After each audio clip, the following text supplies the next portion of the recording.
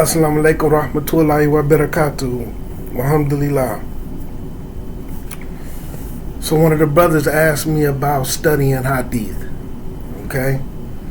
So, of course, they was met with resistance when they asked other people, and they was told Hadiths was written 500-600 years after the death of the Rasul.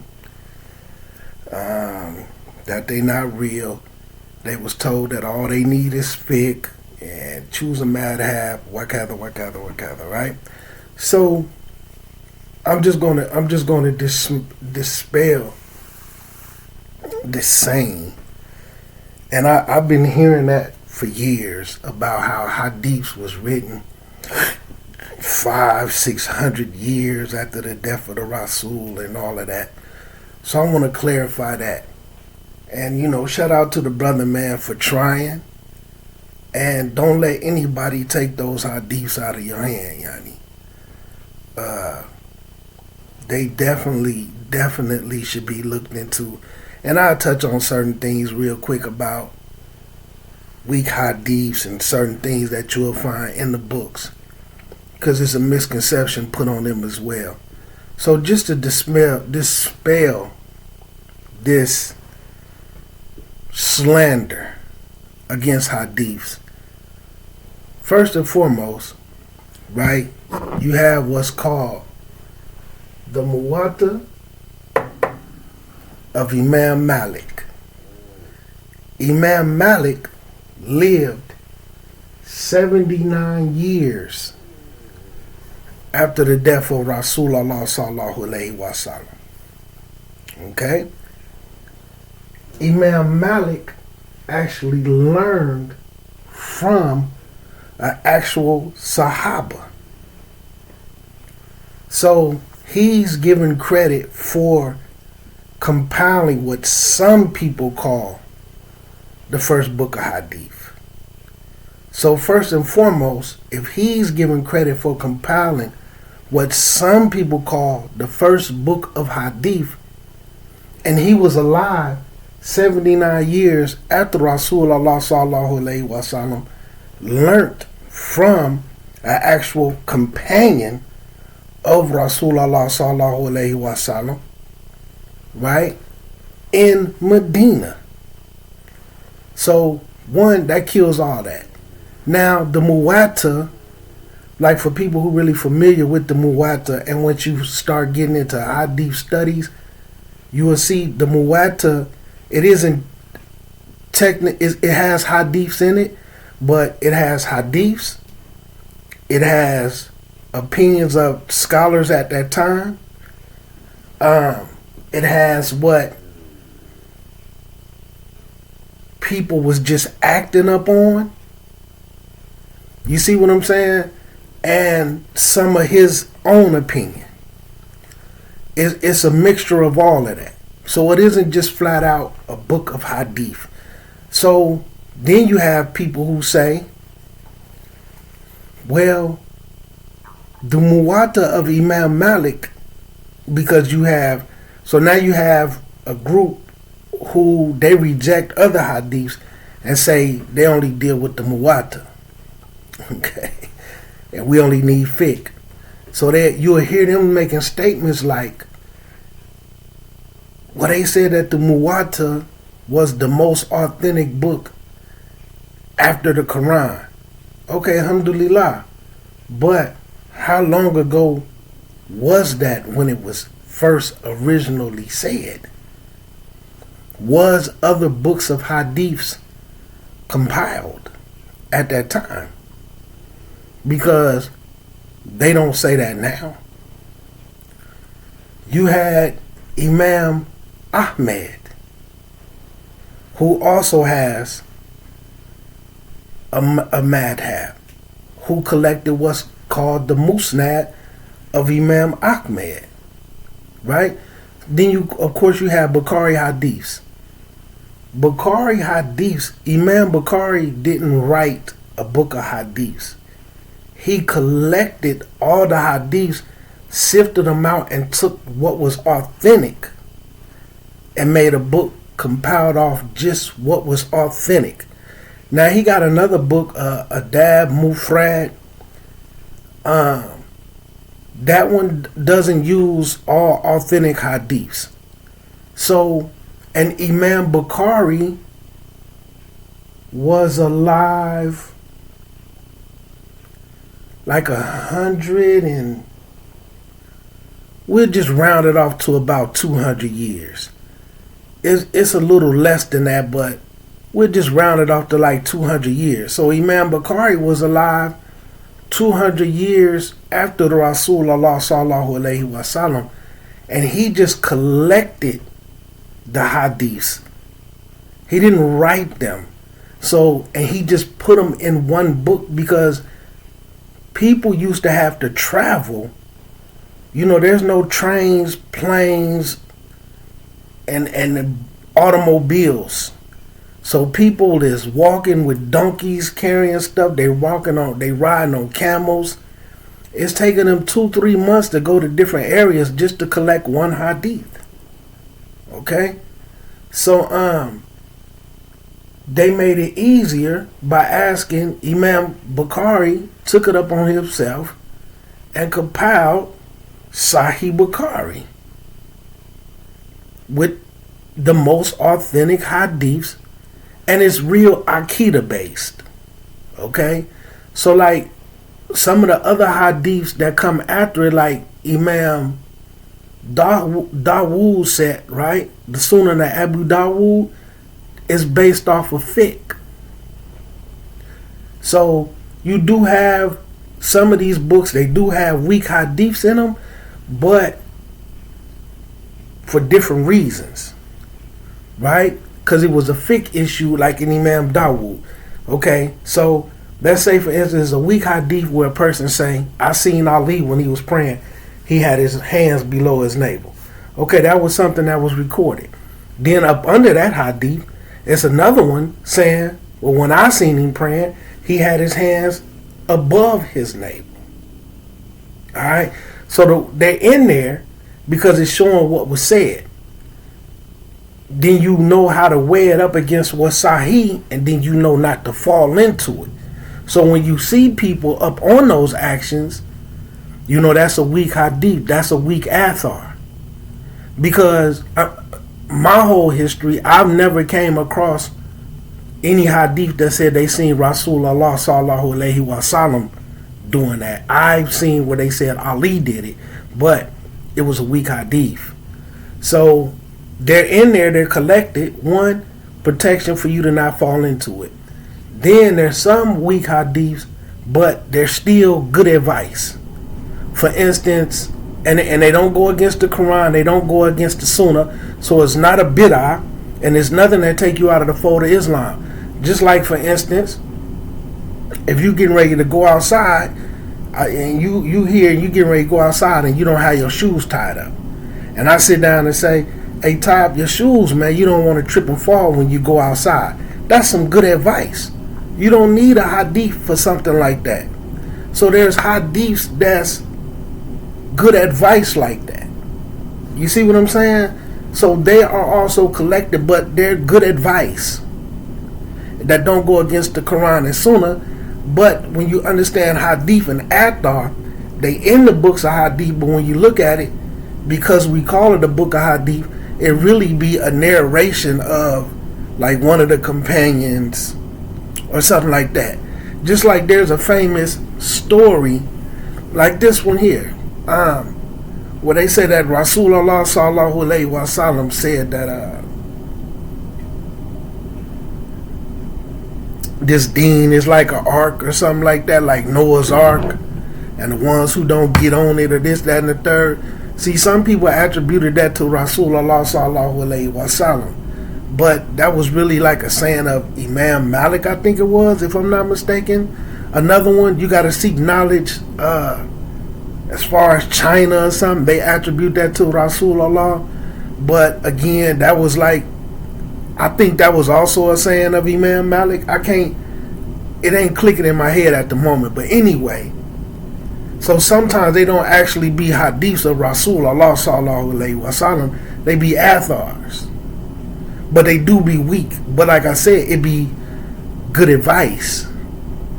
You know, like another famous one where they talk about there was this city, and Allah sent the angels to destroy the city, but it was one righteous person in the city, and the angels was like, well, you want us to destroy the city when there's still a righteous person there with him in it?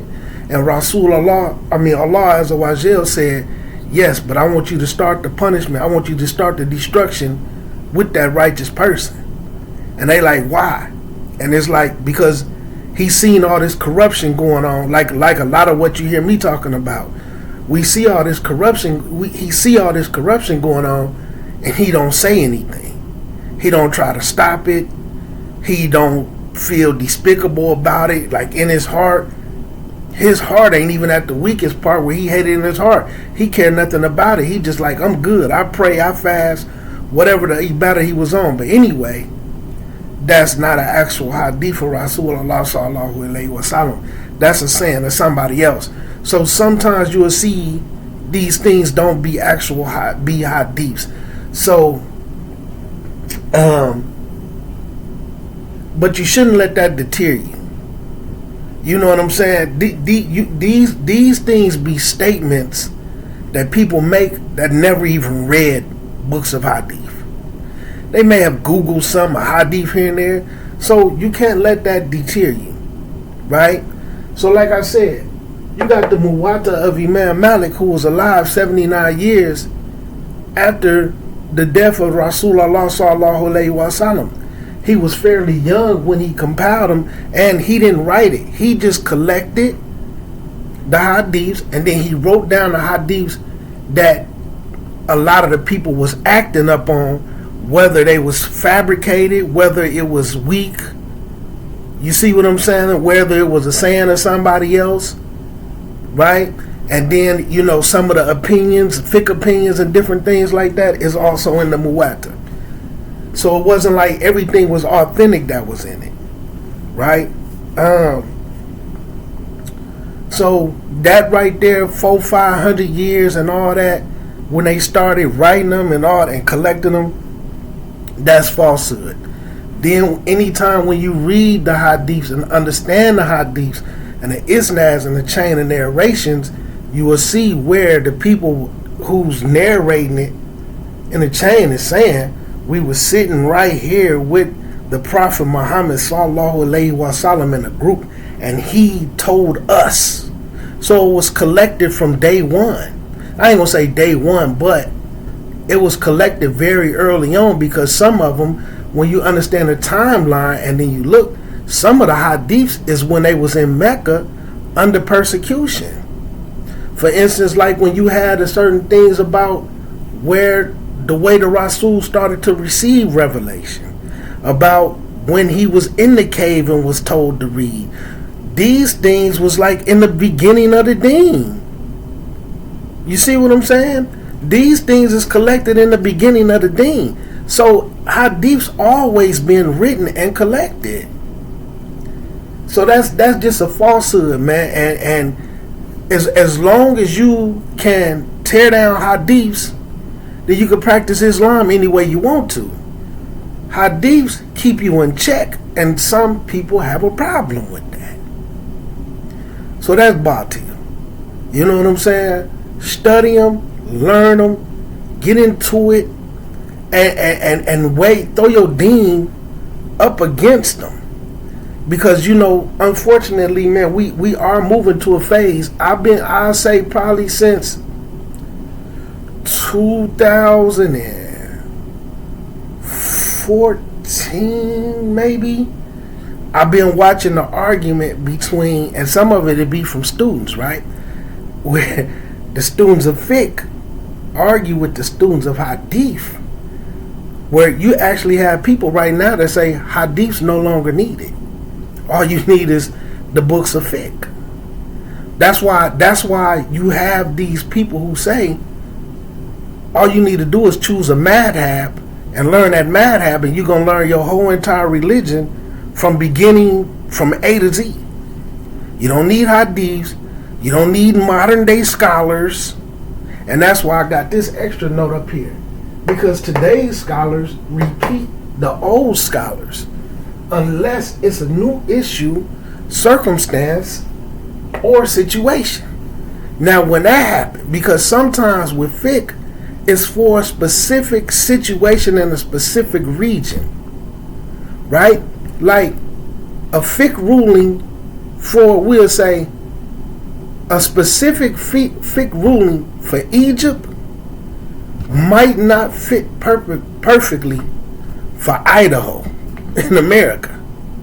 You have to look at the circumstances, you have to look at the format of the land, and then you have to issue out a ruling.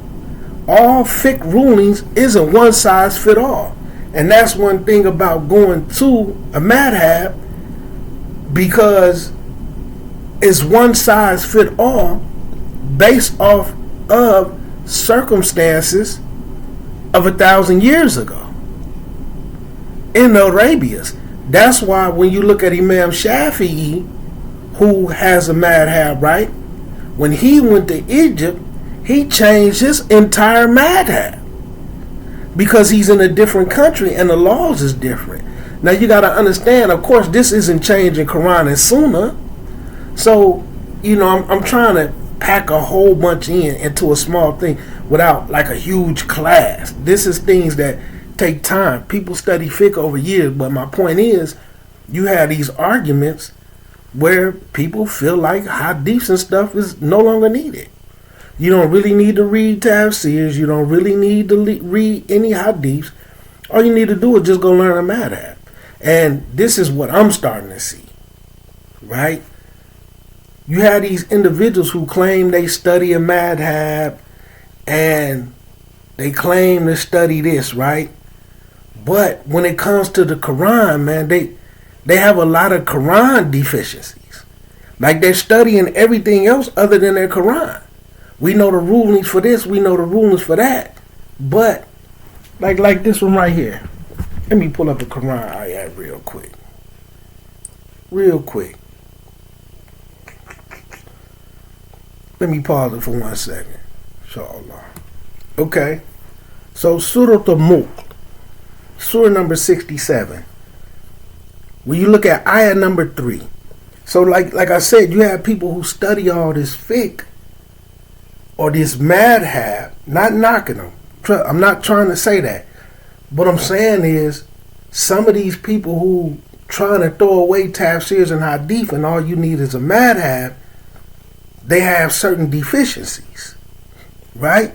Even what you learn in the madhab, you got to weigh it up against the Quran and the Sunnah. So like this right here, in 67 ayah number 3, and I discussed this in a video, I just never pulled up the Quran ayah speaking about the heavens, because they feel like, how can the heavens be above when even on the bottom of the earth, then that means, you know, so heaven is not above, because they trying to prove this whole thing that Allah is nowhere, basically. But in the Quran, in the Arabic as well, right? In the English, look what it says. Allah is the one who created 7 heavens, one above the other. So like I was saying in the video, the Lord's heaven is here, then there's a heaven above that one, and there's a heaven above that one, and then Allah is above that. Right? It ain't like there's a heaven over here and a heaven over here and a heaven over here, 7 heavens. Allah tells us in the Quran that He built 7 heavens, one above the other. Because they still want to deny that Allah is above, but they claim to study all this madhab stuff, and they don't need no tafsirs, they don't need no hadiths, they just need right? And it says, and you will never see any imperfection in the creation of the most compassionate. This is ayah number 3, right? Just going down, ayah number 5. And indeed, Allah adorned the lowest heaven with stars, planets, things that's like lamps, and made them missiles for stoning, eavesdropping jinns and devils, right? Shooting stars to drive the shaitans away. So, again, the lowest heavens is where all the stars and the planets, that's the lowest heavens. So Allah don't come any lower than that. Now, we don't know how far up that goes. You know, we can see here, we don't know how far up that goes. We don't know if it's when Allah comes to the lowest heaven during the third part of the night. We don't know if it's to the point where the sun and the moon and all these things is. That might be the lowest part of it. We don't know. But we know what Allah says, so we don't question it. But like I said, some of these people who claim to be madhab fanatics, they have simple Quran deficiencies, simple Hadith deficiencies, because they reject it. You see what I'm saying? Look at this right here. Look at ayat number, I want to say 14. Let me see. And then, I mean, this Surah Al-Mulk is powerful, man. The way it discussed the hellfire and the way that people would listen. And like this one right here. Like, look at this right here. I think it is ayat number 14. Let me see. Ayat number 16. Ayat number 16. And it says, do they feel secure that the one who is in the heaven will not cause the earth to swallow them up as it quakes violently? Now I'm saying in because in the Arabic it does use the word fi, but we do know due to grammar that can also be translated as above. So whichever one you choose is over the heavens or in the heavens. I'm only using the word in. Not that I'm negating that Allah is above, because I don't want nobody to say that's our Aqidah issue and this, that, and the third. So, but it says there, do you feel secure that the one who is over the heavens, the one that is in the heaven, will not cause the earth to swallow you up while it quakes violently? So again, this is Allah saying He's in the heavens. He's above the heavens. Right? And it's just as simple as that. But they have, so people who guide people these ways, man, you just have to be careful because you don't want to end up with any deficiencies. You want to be well-rounded. Quran, Sunnah is the foundation. Allah, and for people who reject Hadith, Allah says He sent down the book and the hikmah, the wisdom. That's referring to the Sunnah of Rasulullah sallallahu alaihi wasallam, because you have to know how to implement the Hadiths. Just as simple as when it comes to making salat, right? A pillar of Islam. We know that there's parts in the Quran that says, when you come to the dhikr and, when you supplicate and things like that, what we refer to as salat, stand, bow, prostrate, you know what I'm saying? We know those things are in there. But how do you know what to say? How you know to recite Al-Fatiha? So people who make up these other little things and say, oh, well, we learn how to pray using the Quran only. Okay, how do you know what to say?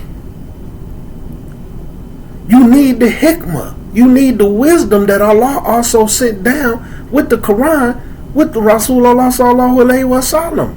It's just as simple as that. So, alhamdulillah, man. Don't let nobody pull you away from tafsirs. Don't let nobody pull you away from hadiths. And don't let them trick you with this modern scholar crap. They just modern scholars. The modern scholars repeat the scholars from the past, unless it's a new issue, circumstances, or situation. You see what I'm saying? Because the world is different now. So there's certain things, there's different type of rulings that have to come about. but they're still in accordance with Quran, Sunnah, and Ijma. Just a little different. Just like certain people, when I be talking to people and we be talking about different things about wudu, and they was like, man, I didn't know that the companions and them used to drink the rest of their wudu water. Because, see, some of us can't fathom how they made wudu because we so used to going to a running faucet. You see what I'm saying? Or when they talk about being wasteful with water, they didn't have running water. You understand? They was in a desert. So they would have to get, like, we'll just say, like certain places in Africa and different destitute areas, they had to go to the water and get a big barrel and carry it home, and then they get small pots out of it. And when they want to take a bath, they get a pot out of it, and then they heat that water up, and then they bathe with it.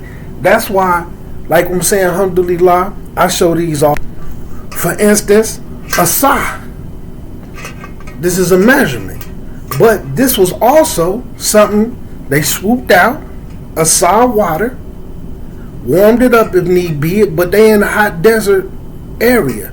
So they didn't always have to warm it up. But my point is, this is what they would make ghusl with. They didn't jump in the shower. They didn't have a running faucet in their bathroom for wudu. So, and this right here is a mud, which they measured their wudu water.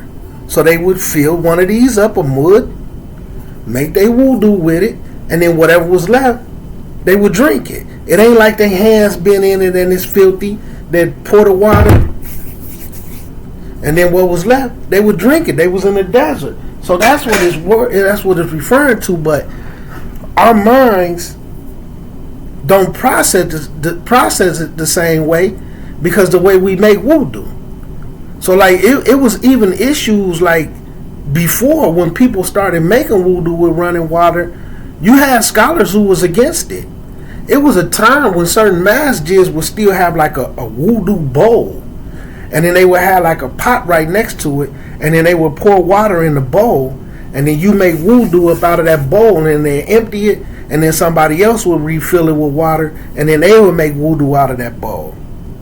You see what I'm saying? Have a pitcher of some water next to it. They wouldn't have like no running water. You had some scholars who was against that. You know what I'm saying? So anyway, you just have to understand the landscape, what it would look like then, and they make certain rulings now. So yeah, I never say you shouldn't have fiqh, but I'm just saying you have people now who starting to say you don't even need hadiths no more. You don't need hadiths, you don't need tafsirs. All you need is a madhab, and you straight. But the sad part is this, even like with the brother who was told that. Okay, cool, alhamdulillah. What madhab book did they point you to learn your deen from beginning to end? What teacher did they point you to? But see, you can go by Sahih Bukhari and start getting it cracking. What classes did they sign you up for? See, they taking you off a path where you can get somewhere and leaving you on a path that leads to nowhere. And then they just talking because if they was really had a different level of education that came from a system of education and not just somebody telling them something that told them something that told them something, they wouldn't make statements like that. Just like these people who talking about hadiths 500 years after and all this other little stuff that's put out there, that's because they don't know and they don't understand. They never read them. When you read hadiths, you can see Aisha said, I was laying in the bed with Rasulullah sallallahu alaihi wasallam. The hadith started right there. Us companions, soon as the Rasulullah passed away, Abu Bakr said this to Uthman. We went to Aisha and said this and that. It was right then and there. That still wasn't written no 500 years later and all that type of stuff.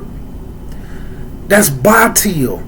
But it take you off of the path to somewhere and replace it to a path to nowhere. Like right now, to keep it 100 with you, trying to get Muslims to sit down and read a book of hadith It's like trying to pull their teeth with no medicine. They act like you literally trying to lay them down and take some pliers and pull their teeth out. Because of all these misconceptions. Oh, we don't need that. All you need to know is the way of the salaf. Okay, alhamdulillah. Where you going to go learn it? Where you going to go learn the way of the salaf at, my guy? You know, and like I said, you have all this stuff. Surah Al-Mulk. You know, are they have no fear? Like, if they don't even recollect, do they not even consider the one that's in the heavens, that's above the heavens? Do they have no fear that Allah Azza wa Jal will open up this earth and have it quake violently and swallow them up from the heavens that He's in or above? How they reject all that. But they study all this madhab, and then they got to change all that. Oh, well, see, what that means is this. No, what it means is Allah is above the heavens, and He can open up this earth and harm you from there. And then I'm gonna touch another one. I'm glad it's in my head, because I'm gonna show y'all something that I do, how I study. And I got it written up here, right? I'm going to pull up a Quran ayat, right? But the point is, how do you reject that? What do you change that to? Oh, well, that just means this and that. So then they say, because Allah's nowhere, there's no way He could be above the heavens. Look, just listen to this. There's no way Allah Azza wa Jal could be above the heavens, because He would have to have a human body. Okay, you got a human body, right? Go get above the heavens. Take your human body and go be above the heavens right now. If Allah need a human body and human limbs to be above the heavens, why you can't do it? See what I'm saying? These unlawful comparisons. But then they say Allah is where He always was, and this, that, and the third. Look at this Quran ayat. 1 minute. And it's funny that we talking about this. Man, Allahu Akbar. Look at how Allah done brought this together. Because this is something, as y'all can see right here, where I got some Bible verses and stuff. You know, sometimes you have to go back and forth with certain Muslims, because they love that Bible, boy. They will defend that Bible, boy, like it's Quran al-Kareem. Even better. So look, Surah 14. Check this out. In Surah 14, ayat number 42. We're going to read a little bit of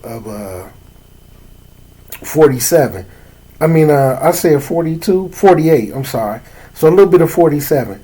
Indeed, Allah is almighty and capable of vengeance. Allah can get on that rump if He want to, right? On the day, this coming into 48, on the day when Allah will change the earth into another earth, and will change the heavens into another heaven, and then they will emerge before Allah, the one and the subduer. And you see the criminals, and they bound together in fetters. So when you look at the Hadiths, when Allah goes to change the earth we on now into a whole nother earth, and then the heavens that exist right now, when Allah Azza wa Jal changed them into a whole nother heaven, when you look at the Hadiths, when Allah goes to do that, then Allah will go back to the place where He was when He created. So Allah goes back to that place. And this is Quran al-Kareem. This has Hadiths to match. But because they so Quran and Hadith deficient. Now, what I like to do is when I look at ayahs like that, y'all can see right here, there's in this Bible, it's a book called Isaiah, right? And now let's keep in mind, you see up here I got a note that said Jews, at that time, Jews only read the Torah. Jews only read the Torah. So it'd be certain things, because this confirms, I've been doing this for years, because it confirms to me while Allah discussed how they changed that book and how they wrote it with their hands and sold it for a small price and the different things that they did. Right? So look, in Isaiah, in the Bible, hold on one second.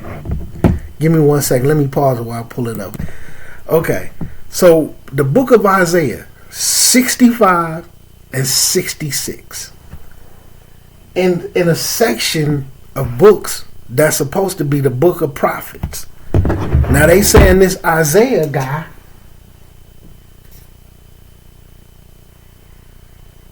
is supposed to be a prophet. I never seen in the Quran what Allah mentioned him or said he revealed anything to him.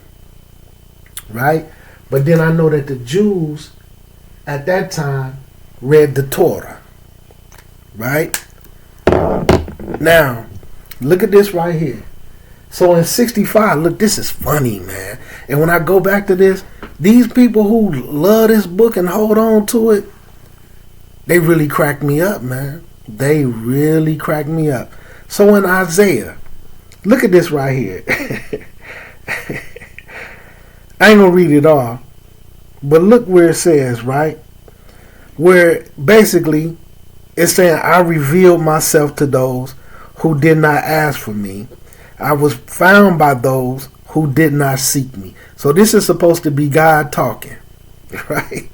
But look, that's verse number 1. When you come down to verse number 4, it says, because it's starting to condemn the people. So look at verse number 4 as it says, who sit amongst the graves and spend their nights keeping secret vigils, and the ones who eat the flesh of pigs. So this swine eating is in their book in Isaiah, other than some of these other books that point out certain things. This flat out is specific, where the God in this book is referring to the people, how he's angry with the people who sit around and eating the flesh of pigs. Like, this is a diss when you read the whole thing, right? And look, and whose pot holds broth of impure meat. So even their meat is spoiled. It ain't halal meat. It ain't zabiha. It ain't kosher. So on top of them eating pork, they also have meat that ain't even pure or good in their pots. But they drinking the broth, I guess, or whatever. Their pots hold broth of impure meat. Right? So look, who say, keep away, don't come near, for I am sacred for you, right? But anyway, let me get to the point what I want to. It's in the same thing. That just cracked me up, where it's a diss for the people who eat the flesh of pigs. And they some of the pork eating this pig. If it wasn't for the kuffar, pig farms, they keep the pig people in business. They keep pig people in business, you know. But they swear the whole by this book. But look at this right here. So when you come down to verse 17, where it says, see, I will create new heavens and a new earth. The former things will not be remembered, nor will they come to mind. Right? So, like I say, I go check certain Quran ayats and see where they at in this Bible. So we know that there's the Torah, where certain people say, Muslims always want to say it's the Old Testament, but you have Christians or the Jews, because we saying the Torah is the books that was given to Moses. Muslims always talking about it's the whole entire Old Testament, just like they trying to say the Injil is the whole entire New Testament. But you have the Jews or the other Christians, they'll say only the first 5 books is the Torah. So when you go look at the Psalms of David, why this ain't in the Psalms of David? Why this ain't in the Torah? And why this ain't in the Injil or whatever is supposed to be the gospel of Jesus, which I have yet to find in that book. Right? We claim that it's the Old New Testament, but the point is, so where did I find this verse at? I found it in Isaiah, who's supposed to be a prophet. Where he come from? Where do Allah or Rasulullah speak about a guy named Isaiah? Or this book of prophets that they have sectioned in this Bible. And then when you go look at the history of it, they say the book of Isaiah, he's supposed to be a prophet, but this book was compiled by a group of men. So I'm sitting down saying, how did y'all get this in there? Was it actually in the Torah before? Because this book is before the New Testament. So this came before what was written to Isa alayhi salam. They plagiarized. Y'all done stole, because the Torah was so dismantled, they done stole things that Allah did send down, because Allah says it in the Quran. And he's confirming it. You can see it in their book, but it's in the wrong place, see? Who is this? Who is this guy? Now sometimes people want to play and say, oh, well, he might have been this, and Ibn Kathir may have said this, but that might be a story of the Israelites and this and that there's no dalil or basis from it. Who is this dude, and when did Allah say he revealed something to him? They stole this, man. But it's more ayats like this. So even like when you look at the hadith where the Jews came to Rasulullah sallallahu alaihi wasallam, and to me this is a slander. This is a lie against Isa alayhi salam, to where you can see the corruption. The Jews came to Rasulullah sallallahu alaihi wasallam. It was a woman and a man, a Jewish couple who had committed adultery. She was married to another man, and he got caught having sex with her. So because they had a little bit of status, they didn't want to stone them. So it was a dispute. So they went to the Rasul and said, what should we do? The Rasul sallallahu alaihi wasallam said, well, what does your book say? What book was they referring to? The Torah. What does your book say about it? Now it was an ex-Jewish rabbi or scholar who had left that religion and converted to Islam. He was one of the Rasul's right-hand man. So they said, well, our book says to blacken their face and to flog them.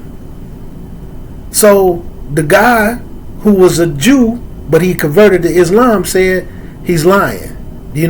Have him go get the book. So they go and get the book. They come back to the Rasul and he said, well, read the book. So when he started to read the verses, he put his finger over the part that says stone them to death. So the Jewish guy walked up to him and seen that he had his finger on the verse, the one who converted to be Muslim. He told the Rasul, have him remove his finger from his place in the book. So when he removed his finger, right there was the verse about stoning to death. So this was in the Torah, right? So what I did was I went and looked it up. You can find it in Leviticus and Deuteronomy. These is supposed to be books of Moses, according to them. So in 2010, Leviticus and 22 Deuteronomy, both of those verses is about stoning an adulterer. Now look at this.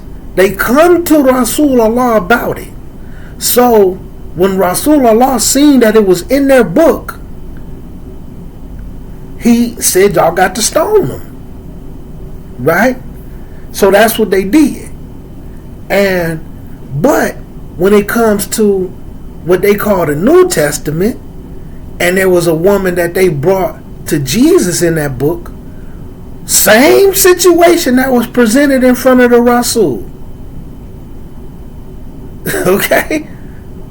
But in this book, when that same situation was put before Jesus, they say Jesus said, whoever y'all don't have any sins, whoever is without sin, then cast his first stone. Be the first person to hit this woman with a rock. And nobody did anything. So Isa alayhi salam, all of a sudden, in their book, changes a law of Allah Azza wa Jal. Or like they would say, this was the laws of Moses. These wasn't the laws of Moses. These was the laws of Allah Azza wa Jal. And from that point on, according to them, they didn't stone their adulterers and stuff anymore. And then you could see certain things in their books where, like, for sorrow, if they sinning and they weren't forgiven, they put ashes and stuff on their face or on their forehead. And this was something that they had in there.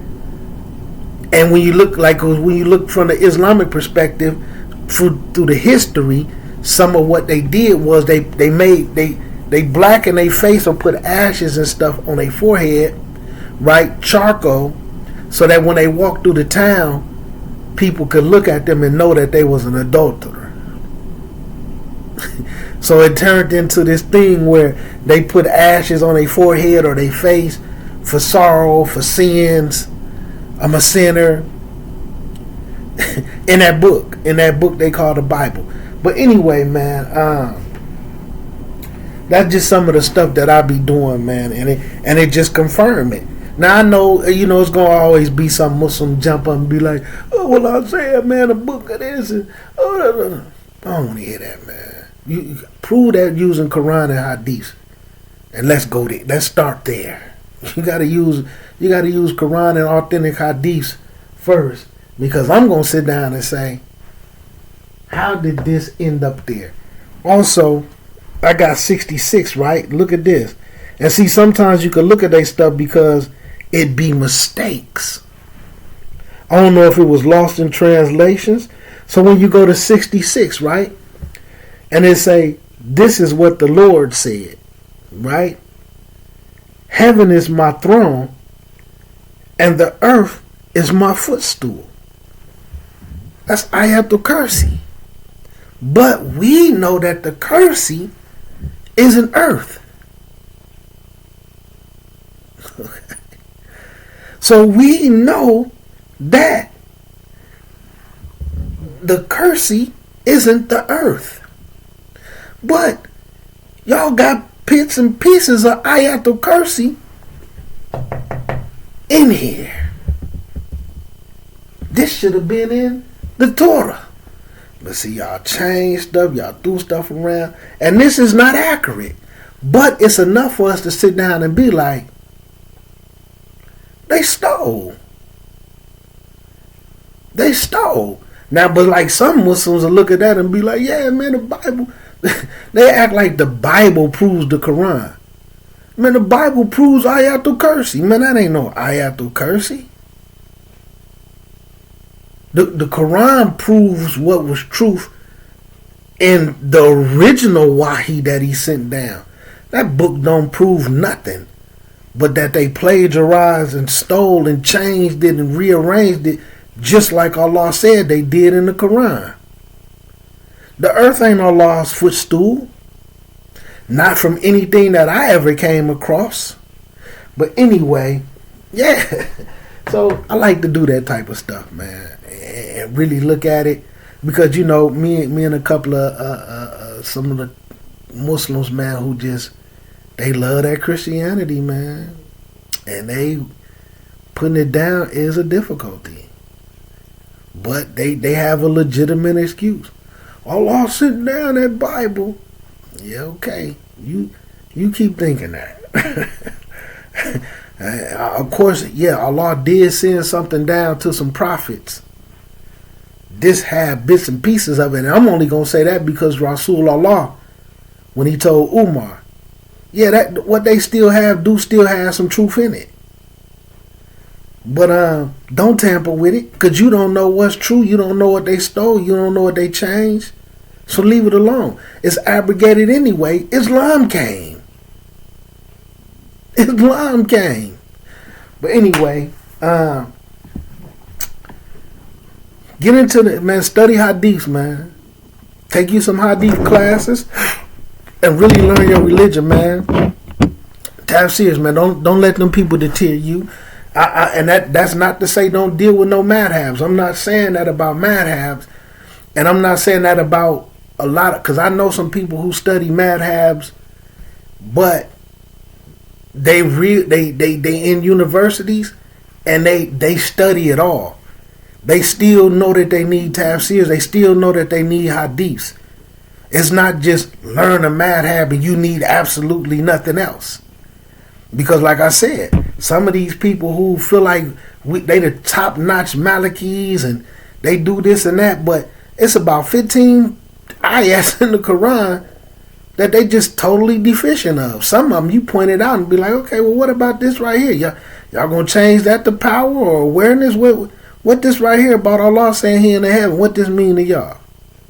What y'all gonna change that to?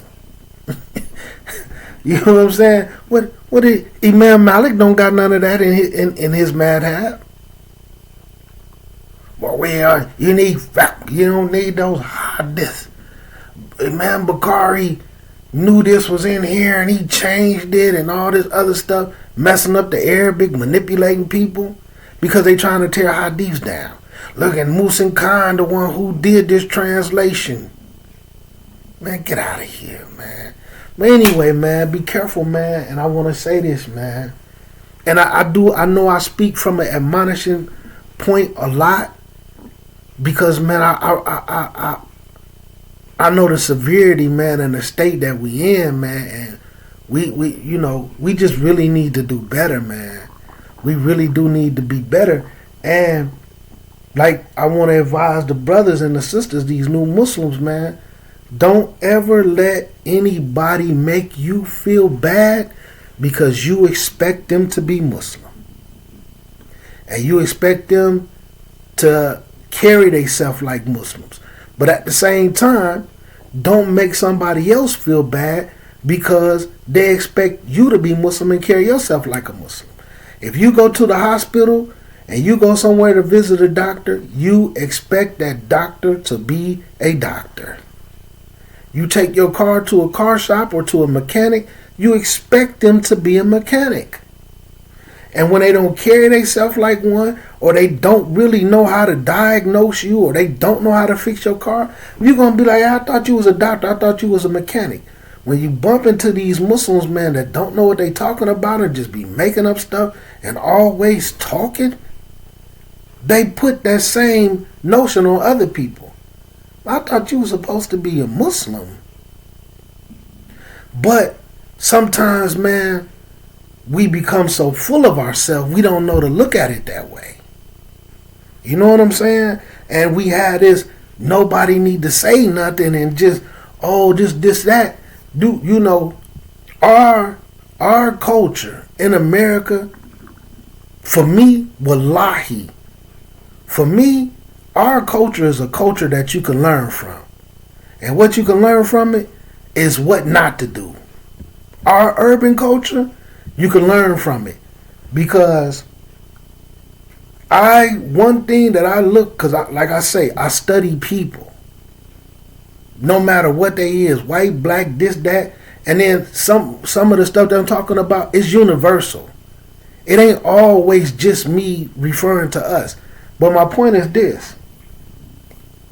I can sit back and see the outcome of us not saying anything. I can sit back and see us being quiet and not coming together and stomping out what plagued our community. And now it's done ran rampant. Now you have parents who scared of their own kids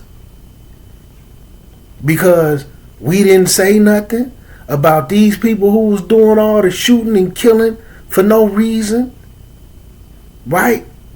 Although they killing our people. We didn't say nothing. We ain't snitching. We ain't gonna say nothing. And we celebrated them. Instead of standing on business, man. And look what we done became. Right now, to be a murderer and a killer is the new wave. You know what I'm saying? Because we didn't say nothing.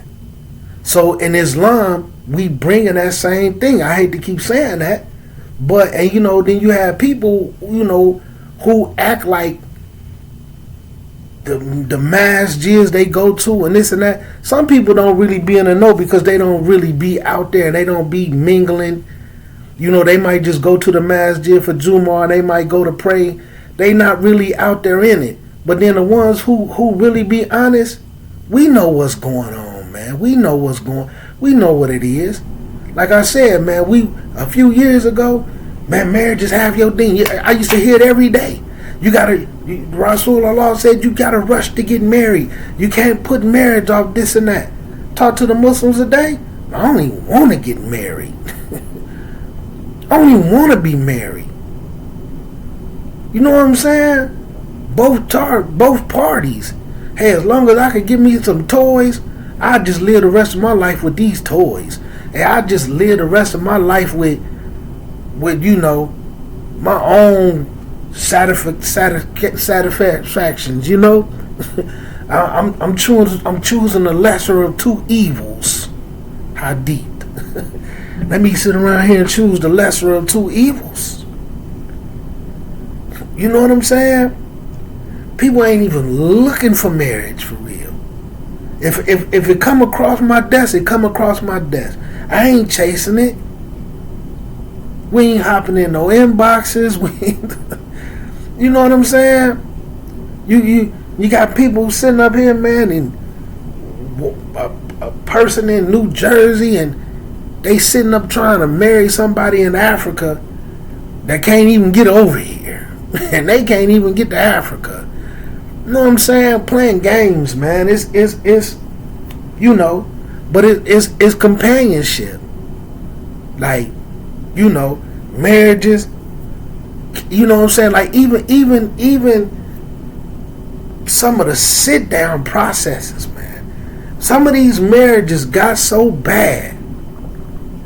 Right now, you have certain things where some masjids won't even marry you until you bring a whole full health report. You need a whole checkup. You can't even have a sit down unless you got your papers with full checkup. Everything. Whether you got diabetes, sexually transmitted diseases, drug test, right? So both of y'all got to come to the sit down with that. Y'all both have that, then y'all can have a sit down. Then you got to have at least 3 sit downs, 3 to 5 sit downs. Then if y'all make it through 3 to 5 sit downs, then y'all might have to go through 2 months of premarital counseling.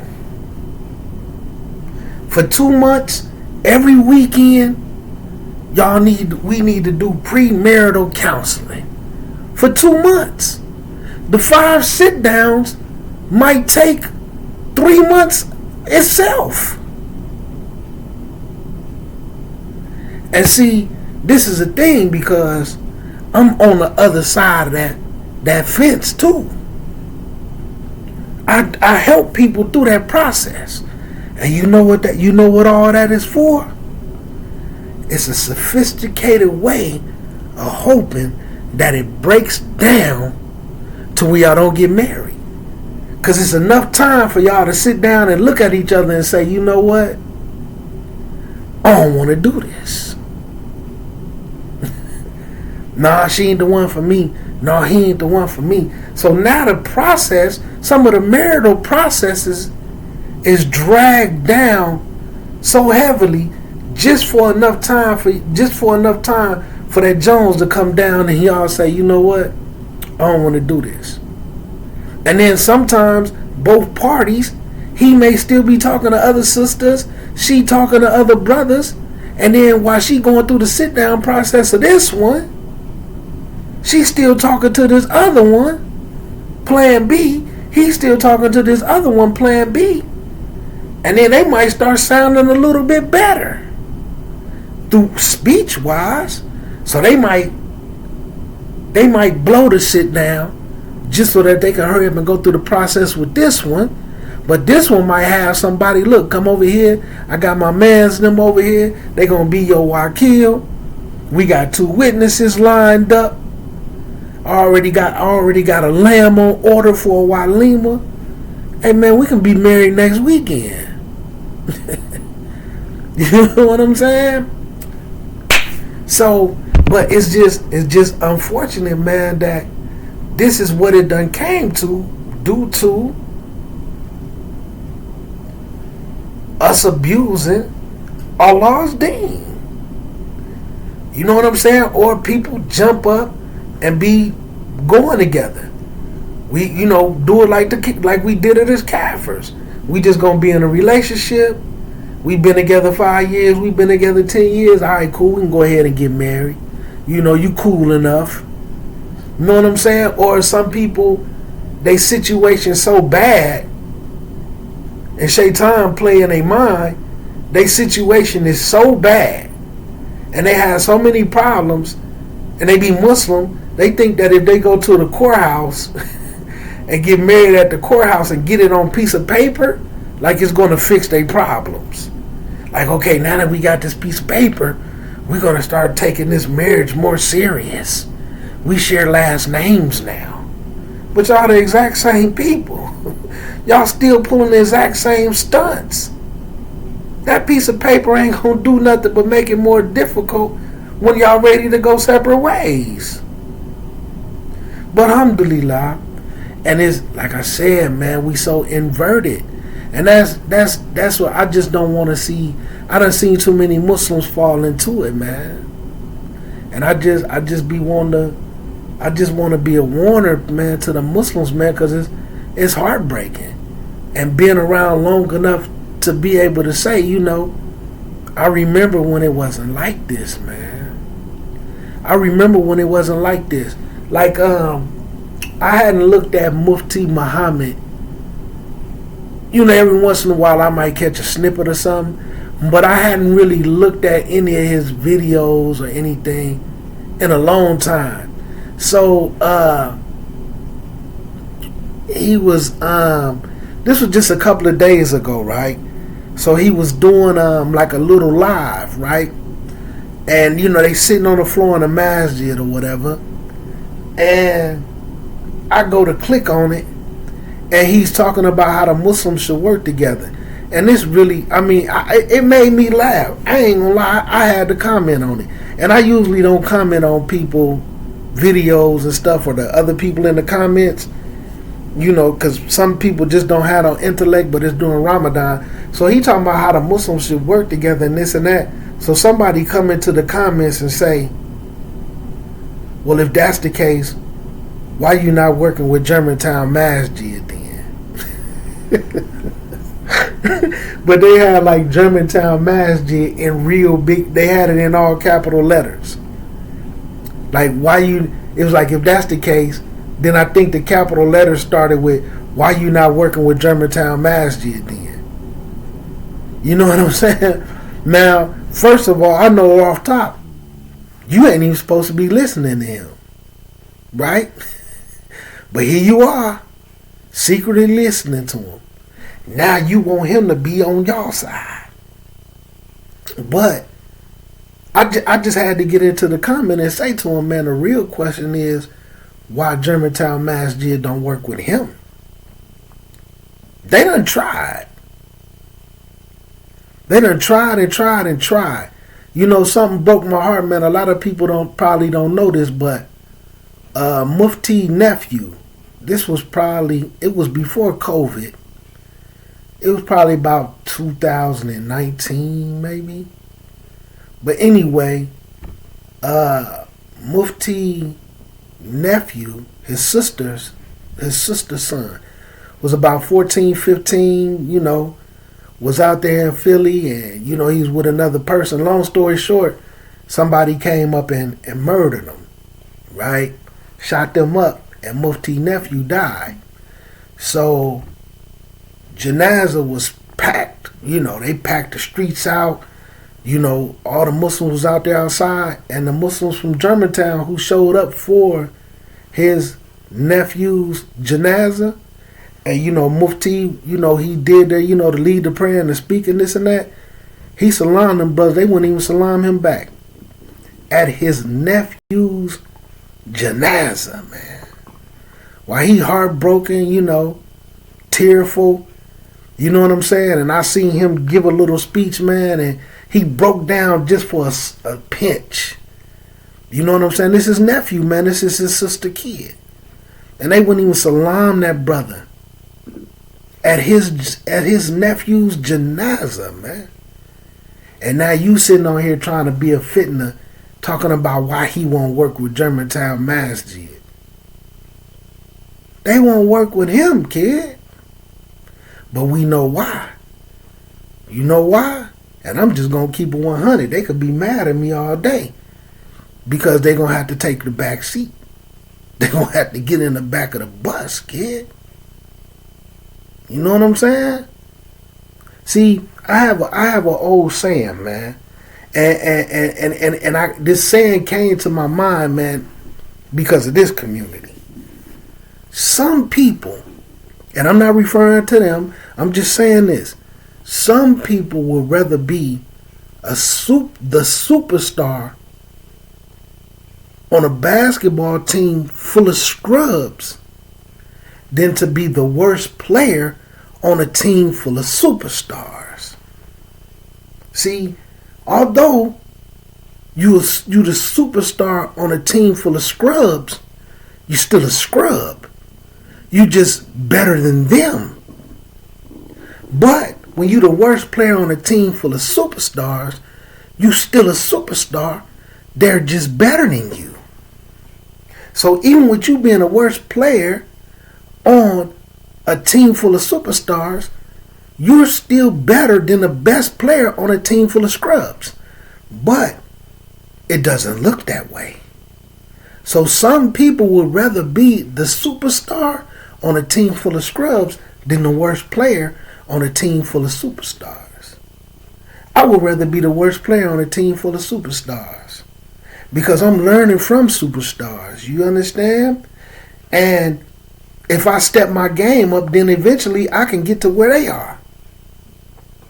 As opposed to just peacocking. I'm on a team full of scrubs, but I'm the best scrub of them all.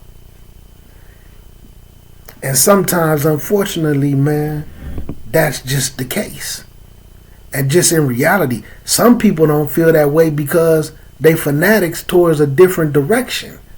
But in reality, if certain people ever broke down and came and started having to work with other people, y'all favorite people gonna have to get on the back of the bus, kid. No ifs, ands, buts, or maybes. No ifs, ands, buts, or maybes. And how do I know this?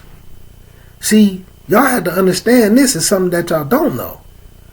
Mufti Muhammad, when he was 15, 16 years old, he was the assistant imam at Germantown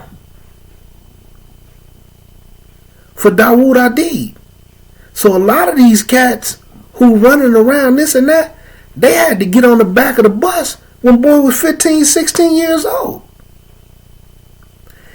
They ended up giving the man the masjid in Camden. And we talking about for years. They had to get on the back of the bus when boy was 15, 16 years old.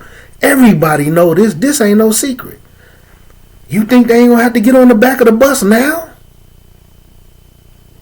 Most definitely. Most definitely. No disrespect to them, but this is just the truth, man. And everybody know it. Just like a lot of people don't know, within the first 5 original people that prayed the first Jum'ah in Germantown Masjid, Tahir Wyatt was one of them. But see, a lot of people don't know that, see. Some of their marriage programs and things that's implemented at Germantown Masjid, and some of their class structure, and one of their main teachers and one of the best teachers they had at Germantown Masjid was Shadid Muhammad. But see, a lot of people don't know that, see. This is all facts. This is all facts. But what happened when them people was around? Cats had to get on the back of the bus. You feel me? And that's just reality. Some people gonna get mad at me for saying it, but everybody don't know the history. But anyway, man, let me get up off of here, man. It's time for me to do what I gotta do. Assalamu alaikum rahmatullahi wa barakatuhu, man. So once again, get into the hadiths. Don't believe that batil. Learn your Islamic history. And never let any Muslims make you feel bad because you expect them to be a Muslim.